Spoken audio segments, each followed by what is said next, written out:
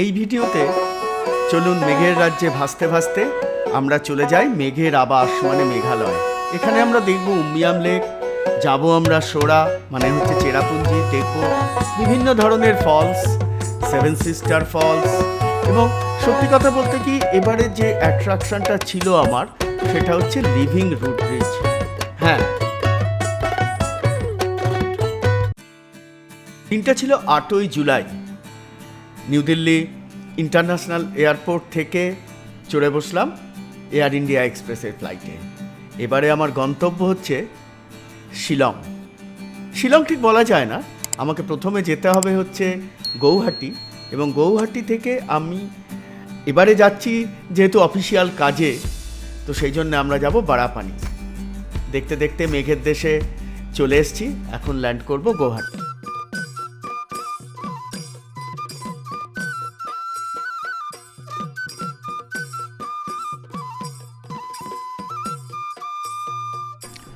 গৌহাটির লোকপ্রিয় Gopinath Bordoloi airport থেকে বেরিয়ে গাড়ি করে এখন আমরা যাচ্ছি বড়াপানির উদ্দেশ্যে। বড়াপানি হচ্ছে 20 কিলোমিটার আগে হচ্ছে শিলংয়ের। এখান থেকে যেতে মোটামুটি 3 ঘন্টা মতো সময় লাগবে, কারণ 120 কিলোমিটার। রাস্তায় একটা সুন্দর রেস্টুরেন্ট দেখে লাঞ্চ করে নিলাম। খুব সুন্দর রেস্টুরেন্টটা, আপনার ডেকোরেশনটা দেখলেই বুঝতে পারবেন ইন্টেরিয়ারটা এত সুন্দর, এবং সবচেয়ে ইউনিক ব্যাপার হচ্ছে পুরো রেস্টুরেন্টটা চালাচ্ছে লেডিসরা। খুব সুন্দর খাবার, স্বাদও খুব সুন্দর। আমরা পৌঁছে গেছি, সন্ধে হয়ে গেছে, এখন এই সন্ধ্যের সময় পৌঁছে গেছি আমাদের ইনস্টিটিউট। এবারের ট্যুরে আমরা প্রথম যে জায়গাটা যাব সেটা একটা পাইন ঢাকা পাহাড়ের কোলে টুপটাপ নীল জলের এক বিশাল আয়না, উমিয়াম লেক। মেঘালয়ের প্রাণকেন্দ্রে অবস্থিত এ এক প্রাকৃতিক বিস্ময়। শিলং থেকে মাত্র 17 কিলোমিটার দূরে অবস্থিত এই হ্রদটি স্থানীয়ভাবে বড়াপানি লেক নামেও পরিচিত, যেখানে পাহাড়, জল আর আকাশ মিলে তৈরি করেছে এক অনবদ্য চিত্রশিল্প। এখানে একটা টিকিট কেটে ঢুকতে হয়, এই সামনেই টিকিটের কাউন্টার, এবং প্রত্যেকজনের জন্য এখানে 50 টাকা পার হেড টিকিট কাটতে হয়েছিল আমাদের। এটি কিন্তু একটি কৃত্রিম জলাধার, প্রথমেই বলে রাখা উচিত এটি একটি কৃত্রিম জলাধার। এই যে এইখানে হচ্ছে আমাদের কার পার্কিং। আমরা চলে এসেছি বড়াপানি উমিয়াম লেক, পাহাড়ের আয়না। এই লেকটি অ্যাকচুয়ালি একটা কৃত্রিম জলাধার, যেটা 1960 সালে তৈরি হয়েছিল, কিন্তু এর সৌন্দর্য একেবারে প্রাকৃতিক। ওয়েস্ট খাসি পাহাড়ের ঢাল বেয়ে নেমে আসা জল এখানে থমকে গেছে এবং এক নিঃশব্দ হ্রদে পরিণত হয়েছে। কি সুন্দর দেখুন। অ্যাকচুয়ালি এখন হচ্ছে মনসুন টাইম, তাই মেঘের বিভিন্ন ধরনের শেড এই জায়গাটাকে এক অনবদ্য প্রাকৃতিক বিস্ময় বানিয়ে তুলেছে। কি সুন্দর কালার এবং কি সুন্দর জল। এখানে সূর্যাস্তও খুব ভালো লাগে, কিন্তু এখন মেঘলা বলে সূর্যাস্তটাকে সেরকমভাবে অনুভব করা গেল না। তবে সত্যি মেঘের কালার দেখলে অবাক হতে হয়। এখানে বিভিন্ন ধরনের জিনিস করা যায়, যেমন এখানে বোটিংয়ের ব্যবস্থা আছে, pedal boat, kayak boat, speed boat, লেকের জলে আপনারা ঘুরে বেড়াতে পারেন। এখানে পিকনিক করা যায় প্রাকৃতিক সবুজ ঘাসের ওপরে বসে। ফটোগ্রাফির এক দুর্দান্ত জায়গা, কি বলবো, এটা ফটোগ্রাফিদের স্বর্গ বলা যায়। এখানে একটা ছোট্ট মেঘালয় ট্যুরিজম ডেভেলপমেন্ট কর্পোরেশনের ক্যাফেও আছে, যদিও এখন সেটা বন্ধ ছিল, সেই জন্য আমরা এখানে কিছু খেতে পারিনি আর কি। এই হচ্ছে উমিয়াম লেক, খুব সুন্দর। শিলং আসলে, মেঘালয় আসলে অবশ্যই বড়াপানিতে আসবেন। এখানে লোকাল লোকেরা অনেকে আসে এবং পিকনিক করে। মেঘালয়, সেখানে মেঘেরা পাহাড়ের কোলে নিঃশব্দে নামে সন্ধ্যাবেলায়, শিশির ভেজা বনানীর মর্মরে জেগে ওঠে কোন আদিবেলা। শিলং শৈলের নির্জন পথে কে যেন ডাকে অজানা ভাষায়, ধূসর মেঘের আড়াল থেকে সূর্য অস্ত যায় লজ্জা হাসায়। চেরাপুঞ্জির অশ্রুধারায় ধরণী যেন করে রোদন, নীরব গুহা অরণ্য গান শোনায় কোন মহাবেদন।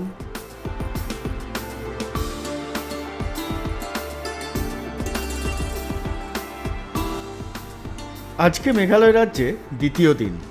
তো দ্বিতীয় দিনে আমরা বেরিয়ে পড়েছি চেরাপুঞ্জির উদ্দেশ্যে। এই জাস্ট পৌঁছে গেলাম শিলং শহরে। শিলং শহরের বাস স্ট্যান্ড এটা, এই যে হলুদ হলুদ ট্যাক্সিগুলো দাঁড়িয়ে আছে, মানে আপনারা যদি নর্থ ইস্টে আসেন বা মেঘালয়ে আসেন, মেঘালয় থেকে এই বাস স্ট্যান্ড থেকেই বা এই ট্যাক্সি স্ট্যান্ড থেকেই ট্যাক্সি নিয়ে বিভিন্ন দিকে যেতে হবে। মেঘালয় শহরে মানে শিলংয়ের একটা বড় প্রবলেম হচ্ছে এখানকার জ্যাম। তো সেই জন্য দেবাশিস আমাকে বলল যে স্যার একটু তাড়াতাড়ি বেরোতে হবে। তাড়াতাড়ি মানে আমরা বেরিয়ে এসেছি ওখান থেকে 6:30 নাগাদ, এবং তারপরে আমরা এগিয়ে যাচ্ছি চেরাপুঞ্জির দিকে। দেখা যাক আজকে আমাদের নাইট স্টে হবে চেরাপুঞ্জি। মাঝ রাস্তায় আমরা দাঁড়ালাম, একটু ব্রেকফাস্ট করে নেব। মাকোয়াতিন ইন্ডিয়ান অ্যান্ড চাইনিজ কিচেন, লোকেশনটা খুব সুন্দর, এবং এর এই যে রেস্টুরেন্টটার যে স্ট্রাকচার সেটাও খুব সুন্দর। দেখাচ্ছি ঘুরিয়ে ঘুরিয়ে। রাস্তায় কোনো কিছু ভালো খাবার দোকান খুব একটা পাচ্ছিলাম না, তাই অনেকটা দূরে ড্রাইভ করে আসতে হলো। বাইরের অবস্থা প্রচণ্ড মেঘ। তো আমাদের আজকে যে ঠিক হলো দেবাশিসের সঙ্গে, সেটা হচ্ছে আমাদের ডেস্টিনেশন হবে আজকে ননজেরং ভিউ পয়েন্ট। ইস্ট খাসি হিলসের একটা কি বলবো, একটা ক্লিফ, খুব সুন্দর জায়গা, ছবি দেখেছি, ওইখানে যাব। আর আমরা যাব আজকে লাইটডুম ক্যানিয়ন, সেখানেও যাব। এবং তারপরে আমরা অন্য একটা রাস্তা দিয়ে আমরা চলে যাব চেরাপুঞ্জিতে। চেরাপুঞ্জি মানে হচ্ছে সোরা জলপ্রপাতের জায়গা, এবং সেখানে থাকবো আজকে। ব্রেকফাস্ট রেডি, চিকেন চাউমিন আর চা। চলুন এরপরে আবার এগিয়ে যাওয়া যাক মেঘালয়ে, যার নামের অর্থ মেঘের আকাশ, মেঘের আবাস, প্রকৃতির এক অনন্য উপহার। এই রাজ্য অত্যন্ত সবুজ, এবং এই মনসুন টাইমে এত সুন্দর হয়ে আছে না, সমস্ত চারিদিকটা ভীষণ সুন্দর। এখানে বাতাসে যেন সর্বদা এক স্নিগ্ধতা বিরাজ করছে। ঘন বনাঞ্চল, জলপ্রপাতের মাঝে লুকিয়ে আছে অজস্র প্রাণ বৈচিত্র্য। নিচে দূরে দেখা যাচ্ছে স্টেপ কাল্টিভেশনে রাইস করেছে ওরা। কিন্তু আজকে চারিদিক ভীষণ মেঘ, মানে আমরা এই যে যাচ্ছি রাস্তাটা দিয়ে গাড়ি নিয়ে, মানে গাড়ির মধ্যে মনে হচ্ছে এসে মেঘ ঢুকে যাবে। এখানকার ভূপ্রকৃতি বেসিক্যালি পাহাড়ি এবং অসমতল, এবং 3টে পাহাড় আছে জানেন সবাই, গারো, খাসি এবং জয়ন্তিয়া পাহাড়। এই মাঝখানে দাঁড়াতে হয়েছে, গাড়ি আটকে গেছে, কারণ কি অদ্ভুত ব্যাপার, একটা রোলারকে এরা এই ট্রাকে তুলে নিয়ে যাচ্ছে, এবং যতক্ষণ এই ট্রাকটা না সরছে ততক্ষণ আমাদের গাড়িও ক্রস করতে পারবে না। তাই আমাদের এখানে একটু ওয়েট করতে হলো, একটু ফটোগ্রাফিও করে নেওয়া যায় এই জায়গাটায়। কি সুন্দর ফার্ন। এখানে এত বৃষ্টিপাত হয়, প্রায় 11,000 মিলিমিটারের ওপর এখানে বৃষ্টিপাত। তাই এখানে জঙ্গলে ফার্ন, মস এইগুলোর প্রচুর আধিক্য দেখা যায়। আমরা এসে পৌঁছেছি আমাদের প্রথম গন্তব্য ননজেরং ভিউ পয়েন্ট। এটি ছবিতে দেখেছি, এটি কিন্তু অদ্ভুত সুন্দর, কিন্তু আমাদের কপাল খারাপ, ওই দেবাশিস আগে এগিয়ে যাচ্ছে। কি পরিস্থিতিটা আপনারা শুধু একটু দেখুন। মানে আমরা তো দেখেইছি, ননজেরংকে দেখব বলে এসছি, কিন্তু পুরো গর্জ, মানে যে খাদটা এখান থেকে, যে ক্লিফটা দেখা যায়, পুরো খাদটা মেঘে ভর্তি। এখানে মেঘ আমাদের ওপর দিয়ে চলে যাচ্ছে, কুয়াশাচ্ছন্ন পাহাড়। এখানে জলপ্রপাতের গর্জন বা মেঘের সঙ্গে খেলায় মত্ত প্রকৃতি এক মায়াবী রূপ লাভ করে। মেঘালয়ের মেঘেরা আজও বলে, এসো এসো অজানা পথিক, এই নীল অরণ্যের নীলে ডুবে যাও। এখানে তাই মেঘালয়কে প্রকৃতির কন্যা বা মেঘের রাজ্য বলেও বর্ণনা করা হয়, যেখানে বৃষ্টি কেবল জল নয়, এক অনন্ত গাথা বয়ে আনে। এখানে একটা অদ্ভুত ব্যাপার হচ্ছে, এই যে মেঘটা, এখানে কিন্তু বৃষ্টি সেরকম করে হচ্ছে না, কিন্তু এই মেঘটা এতটাই স্যাচুরেটেড, এটা একদম জল ফর্মে গায়ে পড়ছে। আমি দেখাচ্ছি একটু চারিদিকটা, দেখলেই বুঝতে পারবেন কিচ্ছু দেখা যাচ্ছে না। হ্যাঁ, এটা খুব সুন্দর ভিউ পাওয়া যায় আপনারা যদি সানসেটের সময় আসেন। এবং আমি তো বলবো যে অক্টোবর নভেম্বর বা পুরো উইন্টার মান্থে যখন আসবেন তখন আপনারা এখান থেকে খুব সুন্দর একটা ভিউ দেখতে পাবেন। এরপরে আমরা এগিয়ে যাই। মাঝে বিভিন্ন ধরনের water harvesting structure catchment area থেকে এসছে, জল এসে এখানে জমা হয়েছে এবং এই জলগুলো পরে ইরিগেশনের কাজে ব্যবহার করা হয়। রাস্তা পুরো ভিজে, কারণ ওয়েদার মেঘ পুরো হচ্ছে স্যাচুরেটেড, ময়েশ্চারে একদম স্যাচুরেটেড। খুব সুন্দর রাস্তার মধ্যে দিয়ে আমরা যাচ্ছি, কিন্তু মেঘে ঢাকা। আমরা পৌঁছে গেছি লাইটলুম ক্যানিয়ন। এই যে পাশের ছবিতে দেখতে পাচ্ছেন যে এ কতটা সুন্দর, কিন্তু কোনো উপায় নেই, এখানেও সব কিছু মেঘে ঢাকা। এখানে খুব সুন্দর দোকান আছে যেখানে আপনারা বিভিন্ন ধরনের খাবার জিনিস খুব সহজে পাওয়া যায়। সবটাই এখন কিন্তু মেঘের আড়ালে। এখানে খুব সুন্দর বাঁধাকপি পাওয়া যাচ্ছিল। এই বাঁধাকপিগুলো এরা এখানে একদম চাষ করেছে, সঙ্গে আলুও আছে এবং রাস্তার ধারে অনেকেই এই আলু বিক্রি করছিল, আলু এবং বাঁধাকপি। মেঘালয় আসলে অবশ্যই এখানকার পাইনাপেল আনারস খাবেন, অদ্ভুত সুন্দর মিষ্টি। এই ভ্যারাইটিটা কিন্তু অন্য কোথাও পাওয়া যায় না। আমরা এবারে এগিয়ে চললাম চেরাপুঞ্জির দিকে, কারণ মেঘে আর কিছু দেখা যাচ্ছে না। অন্য দু একটা জায়গা যাব ভাবছিলাম, কিন্তু দেবাশিস আর আমি দুজনে মিলে ডিসাইড করলাম যে আর এগিয়ে গিয়ে লাভ নেই। তো let us move to Cherrapunji, সোরা। এরপরে আমরা ওখানে পৌঁছবো, রাস্তায় কোথাও একটা লাঞ্চ করে নিতে হবে। তো আমরা চলে এসেছি আমাদের একটা লাঞ্চ পয়েন্টে। এখন বাজে হচ্ছে সময় প্রায় 3:30। তো এখানে সুন্দর হোটেল, এই হোটেলটা দেখে দাঁড়ালাম। এখানে বিভিন্ন ধরনের থালি আছে, চিকেন থালি, ফিশ থালি, ভেজ থালি। তো আমরা এখানে চিকেন থালি নিয়েছিলাম, প্রচণ্ড খিদে পেয়েছে। প্রথমে আমরা যে অ্যামাউন্টটা দিয়েছে, নানা রকম জিনিস দিয়েছে, রাইস তো আছেই, ভাত তো আছেই, সঙ্গে পাঁপড়, চিকেন, ডাল, সবজি, বিভিন্ন ধরনের আচার আছে। পাশেই একটা সুন্দর বৃষ্টি তো হচ্ছে, প্রচণ্ড বৃষ্টি মেঘালয়, চারিদিক সবুজ এবং বিভিন্ন জায়গা থেকে জলের ধারা বয়ে আসছে। দেখুন কি অসাধারণ দৃশ্য, অসাধারণ একদম।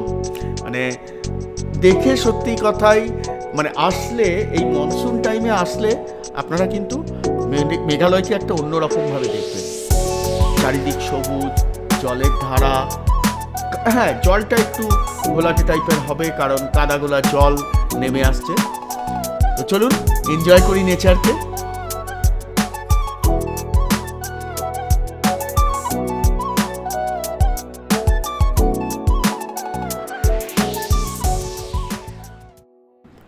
ওয়েলকাম টু সোরা, চেরাপুঞ্জির প্রথম ওয়াটারফলসের দর্শন। এ এক যেন মেঘ ও পাহাড়ের নীরব সংলাপ, যেখানে প্রকৃতি প্রতিদিন নতুন কবিতা সৃষ্টি করে। চেরাপুঞ্জির বৃষ্টি যেন আকাশের অশ্রু বা প্রিয়ার বিরহ অভিশাপ, এইভাবেও কল্পনা করা যায়। তো আমরা এখন একটা বিখ্যাত ওয়াটারফলসের সামনে এসে দাঁড়িয়েছি। ওই যে দূরে ওয়াটারফলসটা দেখা যাচ্ছে, সেটাই হচ্ছে 7 সিস্টার ফলস। সো আমরা এখন পৌঁছে গেছি মেঘালয়ের নোংস্টেইন গ্রামের কাছে, যেখানে পাহাড়ের গভীরে লুকিয়ে আছে দেখুন এক অনিন্দ সুন্দর জলপ্রপাত, 7 বোনের ঝর্ণা বা 7 সিস্টার ফলস। নামটির মতোই এই সৌন্দর্য 7টি ধারার পাশাপাশি বয়ে রয়েছে, যেন পাহাড়ি কন্যার দল একসাথে নাচছে প্রকৃতির মঞ্চে। 7টি স্বতন্ত্র জলধারা একসাথে নেমে এসছে প্রায় 103 মিটার উঁচু থেকে এবং তৈরি করেছে এক মায়াবী দৃশ্য। এই রকম রূপ কিন্তু বা এই 7টা জলধারা শুধুমাত্র কিন্তু এই মনসুন টাইমেই দেখতে পাওয়া যায়, যেটা অন্য টাইমে আসলে জল কম থাকার জন্য দেখতে পারা মুশকিল। স্থানীয় খাসি জনগোষ্ঠীর বিশ্বাস এই 7টি ধারা আসলে 7 বোনের রূপ, যারা পাহাড়ের দেবতাকে খুশি করতে এখানে নৃত্য করতেন। তাদের সৌন্দর্যে মুগ্ধ হয়ে দেবতা তাদের এই ঝর্ণায় রূপান্তরিত করেন। এখন সময় 7:30। তো আজকে রাতে থাকার জন্য আমাদের এই চেরাপুঞ্জিতে একটা হোটেল খুঁজে নিতে হবে। যে কজন পর্যটক আছে তারা এখন এই সুন্দর পরিবেশকে উপভোগ করছে। স্যাচুরেটেড কন্ডিশন, সন্ধে হয়ে এসছে, অন্ধকার হয়ে গেছে বেসিক্যালি, খুব সুন্দর আলোর খেলা চারিদিকে। এই হচ্ছে আমাদের হোটেল, মানে আজকে রাতে আমাদের চেরাপুঞ্জিতে আস্তানা হচ্ছে আমাদের হোটেল। হোটেলটি একটি একদম 7 সিস্টার ফলস, তার সামনে জাস্ট রাস্তাটার এপাশে, মানে আমি যেদিকটা দাঁড়িয়ে আছি তার পিছনটাতেই হচ্ছে 7 সিস্টার ফলস। হোটেলটা খুবই সুন্দর, ছিমছাম, খুব বেশি ভাড়া নয়। আমাদেরকে নিল হচ্ছে ডাবল বেডরুম 2500 টাকা। চলুন ডিনার করে নেওয়া যাক। তো রাতে আমরা ডিনারে নিয়েছিলাম রুটি আর চিকেন কারি, সঙ্গে তো পাঁপড়, তারপরে লেবু, বিভিন্ন ধরনের আচার, এগুলো তো ছিলই। আজকে রাতে আর আমরা বেশি কিছু করব না, কারণ যা কিছু হওয়ার হয়েছে। এরপরে ডিনারের পরে একটু ওয়াকিংয়ে যাব ভাবা হচ্ছে। সবাই হোটেলের লোকজন চলে এসছে ডিনার খেতে। হ্যাঁ, এই ছোট্ট ঝোড়াটার ওপরে এই সুন্দর একটা ব্রিজ আছে, এবং ব্রিজটা দিয়ে ওই পাশে এই হোটেলই আর একটা পার্ট আছে যেখানে রুমগুলো কটেজ, এবং সেখানে একটা সুইমিং পুলও আছে, খুব সুন্দর। চলুন ওই পরিবেশটা দেখাই। এদিকে কিন্তু বৃষ্টি, মানে ওই ঝিরিঝিরি ড্রিজল কাইন্ড অফ ব্যাপার যেটা, সেটা কিন্তু হয়েই যাচ্ছে। মানে আজকে আমরা সারা দিন এই ড্রিজলটা পেয়েছি এবং এখনও চলছে। এই ব্রিজটার উপর দিয়ে পেরিয়ে গেলেই আমরা যে জায়গাটাতে পৌঁছাবো সেটাই হচ্ছে এই সুইমিং পুল। এই হোটেল বা এই প্রপার্টিটার সুইমিং পুল, এবং চারিদিকে কটেজগুলো আছে সুইমিং পুলের চারিদিকে। চলুন সেখানে একটু ঘুরি, তারপরে আজকের মতো এই ভিডিওটা শেষ করি। কালকে সকালে আবার অনেক প্রোগ্রাম আমাদের, মানে কালকে সকালে আমরা আশেপাশে যে ফলসগুলো আছে সেইগুলোতে যাব, মানে 7 সিস্টার ফলসের অরিজিন, যেটা ইকো পার্ক, কেনরেম ওয়াটারফলস, আর মেন অ্যাট্রাকশান কালকে থাকবে সেটা হচ্ছে living root bridge. Good night.